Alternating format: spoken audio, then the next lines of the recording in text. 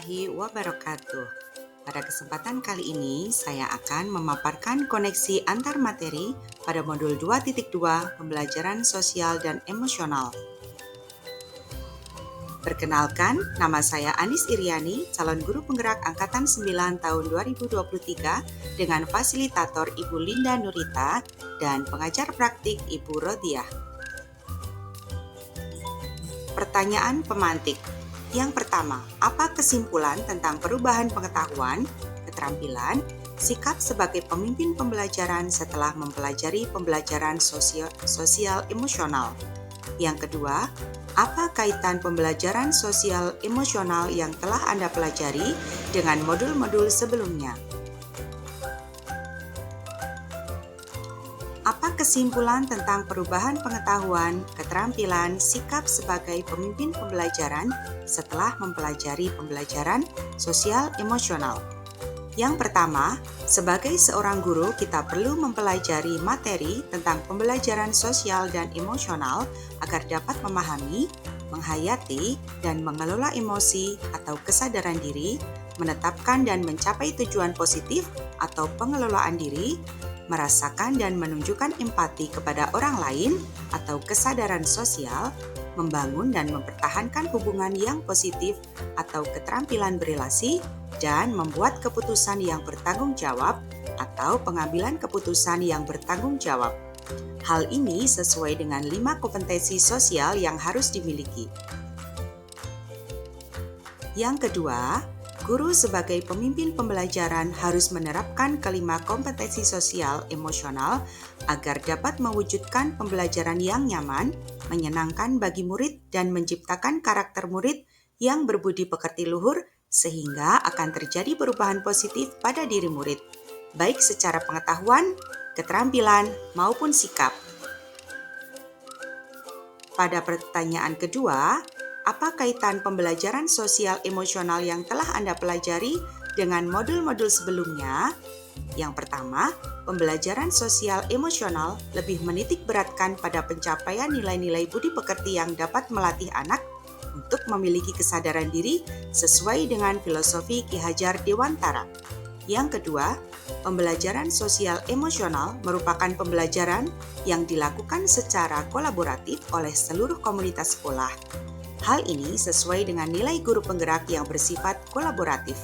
Untuk mewujudkan pembelajaran sosial emosional, maka seorang guru penggerak harus dapat menjadi pemimpin pembelajaran yang dapat membuat lingkungan sekolah aman, nyaman, menyenangkan, namun tetap menantang dan relevan bagi muridnya.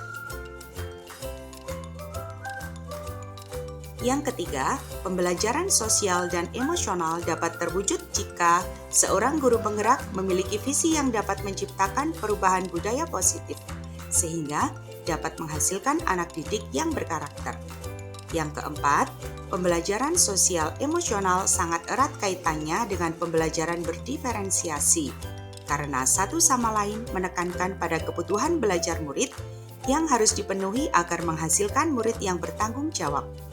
Dan yang kelima, seluruh modul saling terkait demi mewujudkan pembelajaran yang berpihak pada murid dan sesuai dengan profil pelajar Pancasila. Pertanyaan lanjutan. Sebelum mempelajari modul ini, saya berpikir bahwa sehingga setelah mempelajari modul ini, ternyata pertanyaan kedua berkaitan dengan kebutuhan belajar dan lingkungan yang aman dan nyaman untuk memfasilitasi seluruh individu di sekolah agar dapat meningkatkan kompetensi akademik maupun kesejahteraan psikologi.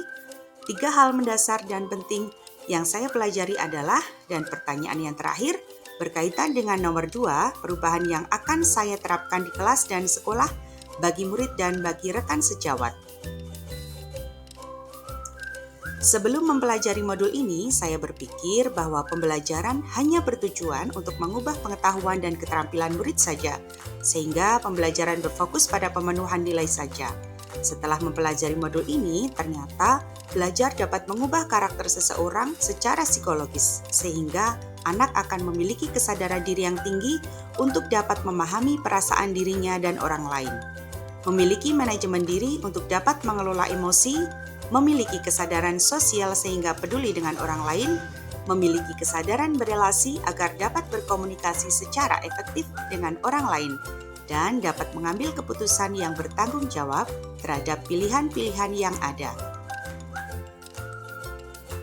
3 hal mendasar dan penting yang saya pelajari. Yang pertama, menerapkan 5 kompetensi sosial dan emosional, yaitu kesadaran diri, manajemen diri, kesadaran sosial, keterampilan berelasi, dan pengambilan keputusan yang bertanggung jawab. 2. Menerapkan praktik kesadaran penuh atau mindfulness dengan menggunakan teknik stop, take a breath deep, observe, proceed, atau teknik lain yang sesuai. Dan yang terakhir, menerapkan 4 indikator PSE yang berkaitan dengan kelas dan sekolah, seperti pengajaran eksplisit, integrasi dalam praktek mengajar guru dan kurikulum akademik, penciptaan iklim kelas dan budaya sekolah, dan penguatan KSE pendidik dan tenaga kependidikan di sekolah. Perubahan yang akan saya terapkan di kelas, yang pertama perubahan bagi murid.